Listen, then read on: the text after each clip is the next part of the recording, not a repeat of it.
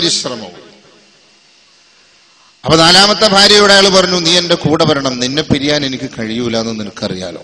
നാലാമത്തെ ഭാര്യ പറഞ്ഞു, നടക്കൂല, വരൂല, ഞാൻ നിങ്ങളുടെ കൂടെ വരുന്ന പ്രശ്നമില്ല, മരിക്കുന്നത് വരെ നിങ്ങളുടെ കൂടെ ഞാൻ ഉണ്ടാകും.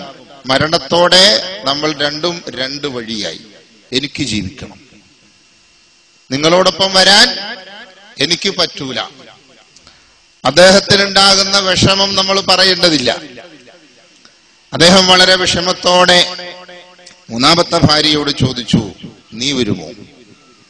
നിന്റെ മുഴുവൻ കാര്യങ്ങളും ഞാൻ നിർവഹിച്ചു തന്നിട്ടുണ്ട്, അതുകൊണ്ട് നീ എന്റെ കൂടെ വരണം. മൂന്നാമത്തെ ഭാര്യ പറഞ്ഞു, വരില്ല, നിങ്ങൾ മരിച്ച് വീട്ടിൽ നിന്നും നിങ്ങൾ ഇറക്കുന്നത് വരെ ഞാൻ കൂടെ ഉണ്ടാവും, അത് കഴിഞ്ഞാൽ ഞാൻ നിങ്ങളുടെ കൂടെയില്ല, നമ്മൾ രണ്ടും രണ്ട് വഴിയാണ്. അയാളുടെ വിഷമം വർദ്ധിക്കുകയാണ്. രണ്ടാമത്തെ ഭാര്യയോട് ചോദിച്ചു, നീ എന്റെ കൂടെ വരുമോ? നിന്നെ എനിക്ക് പിരിയാൻ ബുദ്ധിമുട്ടുണ്ടായെന്ന് നിനക്കറിയാം.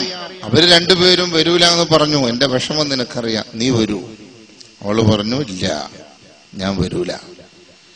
നിങ്ങൾ മരിച്ച് നിങ്ങളെ കൊണ്ടുപോയി ഖബറിലേക്ക് വെക്കുന്നത് വരെ ഞാൻ നിങ്ങളുടെ കൂടെ ഉണ്ടാവും, പിന്നെ ഞാൻ ഉണ്ടാവൂല, എനിക്കും ജീവിക്കണം. ജീവനേക്കാളേറെ സ്നേഹിച്ച ഈ മൂന്ന് ഭാര്യമാരും ഇദ്ദേഹത്തെ കൈയൊഴിഞ്ഞ സന്ദർഭത്തിൽ വളരെ വിഷമത്തോടുകൂടെ നിസ്സഹായനായി കിടക്കുന്ന ഈ മനുഷ്യന്റെ കാതിൽ ഒരു ശബ്ദം, പ്രിയപ്പെട്ടവനെ, ഞാൻ കൂടെ വരാം. ഇദ്ദേഹത്തിന് ഈ ശബ്ദം മനസ്സിലായില്ല. അദ്ദേഹം നോക്കി, എല്ലും തോലുമായ ജീർണിച്ച നരച്ച ചുക്കിച്ചുളിഞ്ഞ തൊലിയുള്ള ചെമ്മീൻ പോലെ വളഞ്ഞിരിക്കുന്ന, താൻ അവഗണിച്ചതുകൊണ്ട് ദുഃഖം പേറിക്കഴിഞ്ഞ ഒന്നാമത്തെ ഭാര്യയെ അയാൾക്ക് മനസ്സിലായില്ല. അയാൾ വീണ്ടും നോക്കി, വളരെ സൂക്ഷിച്ചു നോക്കി. ഓർമ്മയുടെ ചെപ്പുകൾ ഓരോന്നായി ആ മനുഷ്യൻ തുറന്നു. അപ്പോൾ അയാൾക്ക് ഓർമ്മ വന്നു, എന്റെ ഭാര്യ, എന്റെ ആദ്യത്തെ ഭാര്യ, ഞാൻ അവഗണിച്ച ഭാര്യ, സ്നേഹം കൊടുക്കാതിരുന്ന ഭാര്യ, അവൾക്ക് വേണ്ടി ഞാൻ എന്റെ ജീവിതത്തിൽ ഒന്നും ചെയ്തില്ലല്ലോ. പക്ഷെ എന്നോടൊപ്പം വരാൻ അവൾ മാത്രമല്ലേ കൂടെയുള്ളൂ എന്നോർത്ത് ഈ മനുഷ്യൻ വിലപിക്കുകയാണ്. അയാൾ മരിക്കുകയാണ്. ഇതൊരു കഥയാണ്. സഹോദരന്മാരെ, ഈ 4 ഭാര്യമാർ നമുക്കെല്ലാവർക്കുമുണ്ട്. ഈ 4 ഭാര്യമാരിൽ നാലാമത്തെ ഭാര്യ എന്ന് പറയുന്നത് നമ്മുടെ ശരീരമാണ്. ശരീരത്തിന് വേണ്ടി എന്തും ചെയ്യാൻ നമ്മൾ തയ്യാറുണ്ട്. ശരീരത്തിന്റെ ചർമ്മത്തിന് ചുളിവ് വരാതിരിക്കാൻ 10,000 രൂപ വിലയുള്ള ലേപനങ്ങൾ പുരട്ടാൻ നമുക്കൊരു മടിയില്ല. ഏത് വസ്ത്രം ധരിച്ചാലാണ് നമുക്ക് കൂടുതൽ സൗന്ദര്യമുണ്ടാവുക എന്ന ചിന്ത ആണെന്നോ പെണ്ണെന്നോ വ്യത്യാസമില്ലാതെ നമ്മളോടൊപ്പമുണ്ട്. മനുഷ്യൻ ഏറ്റവും കൂടുതൽ പാടുപെടുന്നത് ഒരു ചാൺ വയറിനാണ്. പക്ഷേ മനുഷ്യന്റെ ശരീരത്തിൽ ആദ്യം ചീഞ്ഞു നാറുന്നതും വയറാണ്. അള്ളാഹുവിന്റെ റസൂൽ സല്ലല്ലാഹു അലൈഹി വസല്ലമ പറഞ്ഞതായി സഹീഹുൽ ബുഖാരി പരിശോധിച്ചാൽ നമുക്ക് മനസ്സിലാക്കാൻ കഴിയും. ആദ്യം ചീഞ്ഞു നാറുന്ന ഭാഗം വയറാണ്. അപ്പൊ ആ ശരീരത്തിന് വേണ്ടി നമ്മൾ പലതും ചെയ്യുന്നുണ്ട്. മരണത്തോടെ ശരീരവും ആത്മാവും വേർപിരിയുകയാണ്. ആ ശരീരം മാത്രമേ പിന്നെ നിലവിൽ ജീവനില്ലാത്ത ഒരു ശരീരമാണ്. അവിടെ വച്ച് അവർ തമ്മിൽ പിരിയുകയാണ്. മൂന്നാമത്തെ ഭാര്യ മുതലാണ്. മൂന്നാമത്തെ ഭാര്യ എന്താ പറഞ്ഞത്? നിങ്ങൾ മരിച്ച് വീട്ടിൽ നിന്നും ഇറങ്ങുന്നത് വരെ ഞാനുണ്ടാകും, പടിയിറങ്ങിയാൽ പിന്നെ ഞാനില്ല. അത് മുതലാണ്, സമ്പത്ത്. വീട്ടിന്റെ പടിയിറങ്ങാൻ വരുന്ന വാഹനം പള്ളിയിൽ നിന്നാണ്, സ്വന്തം മുതലിൽ നിന്നല്ല.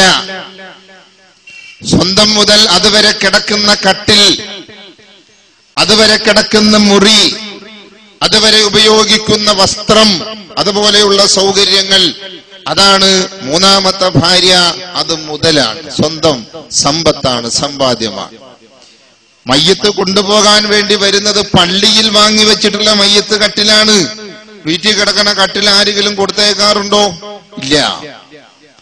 രണ്ടാമത്തെ ഭാര്യ പറഞ്ഞതെന്താ?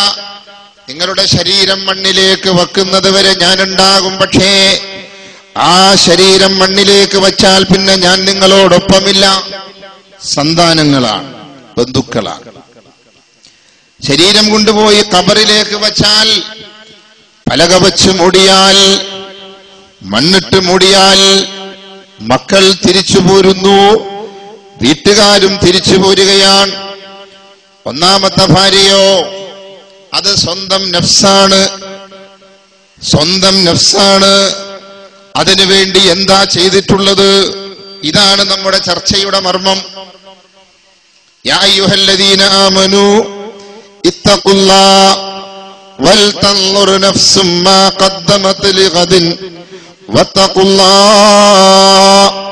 വിശ്വസിച്ചവരെ, ഇത്തഖുല്ലാഹ, നിങ്ങൾ അല്ലാഹുവിനെ സൂക്ഷിക്കണേ.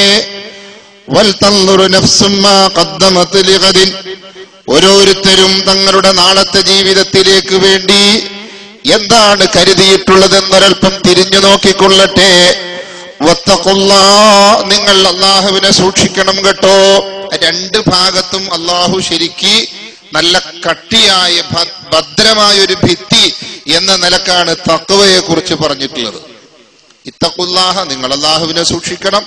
വൽ തൻളുർ നഫ്സും മാ ഖദ്ദമത് ലിഗദിൻ വത്തഖുല്ലാഹ, നാളേക്ക് വേണ്ടി ഓരോരുത്തരും എന്താണ് കരുതി വച്ചിട്ടുള്ളത് എന്ന് സ്വന്തം ജീവിതത്തിലേക്ക് ഒന്ന് തിരിഞ്ഞു നോക്കിക്കൊള്ളട്ടെ.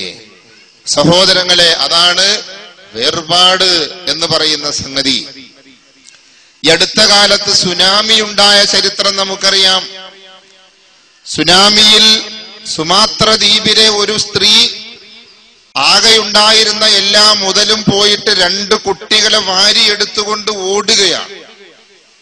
അവസാനം അവർക്ക് മനസ്സിലായി, ഈ 2 കുട്ടികളെയും രക്ഷപ്പെടുത്താൻ ഞാൻ ശ്രമിച്ചാൽ ഈ 2 കുട്ടികളും ഞാനും ഈ വെള്ളത്തിൽ മുങ്ങി മരിച്ചു പോകും. അതുകൊണ്ട് ഏതെങ്കിലും ഒരു കുട്ടിയെ ഒഴിവാക്കിയേ പറ്റൂ. സുബ്ഹാനല്ലാഹ്, പെറ്റ തള്ളമാർക്ക് ചിന്തിക്കാൻ പറ്റാത്ത സംഗതിയാണ്. ഒരു കുട്ടിയെ അവർ ഒഴിവാക്കി, മറ്റൊരു കുട്ടിയെയും കൊണ്ട് അവർ രക്ഷപ്പെട്ടു. ആ രക്ഷപ്പെട്ട് ക്യാമ്പിലെത്തിയപ്പോൾ ഒരല്പസമയം ആ കുട്ടിയെ കാണാതായപ്പോ കരഞ്ഞുകൊണ്ട് ആ പെണ്ണ് ചോദിക്കുന്നു, ഐന തുഫ്ലി, എന്റെ കുട്ടി എവിടെ? ദൃശ്യമാധ്യമങ്ങളിലൂടെ നമ്മളെല്ലാവരും ഇത് കണ്ടതാണ്. നമുക്ക് പറ്റുമോ നമ്മുടെ മക്കൾ ആരെങ്കിലും നമുക്ക് വലിച്ചെറിയാൻ?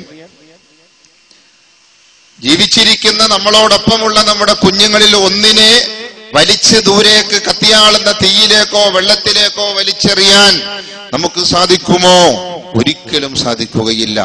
എങ്കിൽ അതിനേക്കാൾ പ്രധാനമുള്ളതാണല്ലോ നമ്മുടെ റൂഹ്, നഫ്സ്, ആത്മാവ്. അതിനുവേണ്ടി എന്താണ് നമ്മൾ ഒരുക്കി വച്ചിട്ടുള്ളത്? അള്ളാഹു അത് തന്നെ ചോദിക്കുന്നത്. നിങ്ങളൊന്ന് ചിന്തിച്ചു നോക്കുക എന്ന്.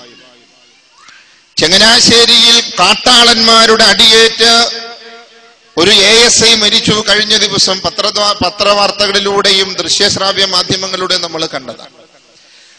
ഇദ്ദേഹം മരിച്ചു എന്ന വിവരം ഇദ്ദേഹത്തിന്റെ ഭാര്യ അറിഞ്ഞിട്ടില്ല. ആ സ്ത്രീ വന്നിട്ട് ഭർത്താവിന്റെ തലയിൽ ഇങ്ങനെ തടയിട്ട് ചോദിക്കുകയാണ്, എന്താ പറ്റിയത്? ഒന്ന് ആലോചിച്ചു നോക്ക് നിങ്ങൾ. ഭർത്താവിന്റെ ചലനമറ്റ ശരീരം ആ ഡെഡ് ബോഡിയുടെ തലയിൽ ഇങ്ങനെ തടകിയിട്ട് സ്നേഹത്തോടുകൂടി ചോദിക്കാണ്, എന്താ പറ്റിയത്? ഭർത്താവ് മരിച്ചു എന്നറിഞ്ഞത് അതിന് ശേഷമാണ്. അതാണ് വേർപാട്. സംസാരിച്ചിരിക്കുന്ന സംസാരം നമുക്ക് പൂർത്തിയാക്കാൻ പറ്റാതെ, കുടിച്ചുകൊണ്ടിരിക്കുന്ന വെള്ളം അത് താഴോട്ടിറക്കാൻ പറ്റാതെ, നടന്നു പോകുന്ന യാത്ര അത് പൂർത്തിയാക്കാൻ പറ്റാതെ, അതാണ് മരണം എന്ന് പറയുന്നത്, വേർപാടെന്ന് പറയുന്നത്. ഇന്ന് പല ആളുകളും മക്കളെ വളർത്തുന്നത് എന്തിനാണ്? പരലോകത്ത് നേട്ടം കൊയ്യാനാണോ? 10,000-ൽ ഒരാളെ അങ്ങനെ ചിന്തിക്കുന്നുള്ളൂ. MBBS അഡ്മിഷന് വേണ്ടി ലക്ഷങ്ങൾ കൊടുത്തു, പരീക്ഷ പാസ്സായി, പ്രാക്ടീസ് ചെയ്തു തുടങ്ങി. മകൻ പ്രാക്ടീസ് ചെയ്യുന്ന ക്ലിനിക്കിലേക്ക് യാത്ര പോയി. ഒരൊറ്റ ആക്സിഡന്റ്, ആ മകൻ മരണപ്പെടും. അതുവരെ ആ മകന് വേണ്ടി ഇവരൊരുക്കി വച്ചതെല്ലാം എവിടെ പോയി? എങ്ങോട്ട് പോകുന്നു? ഗൾഫിൽ ജോലിക്ക് പോയി. എന്തിനാ? സ്വന്തമായ ഒരു വീടുണ്ടാക്കണം. വർഷങ്ങളോളം ഗൾഫിൽ ജോലി ചെയ്തു.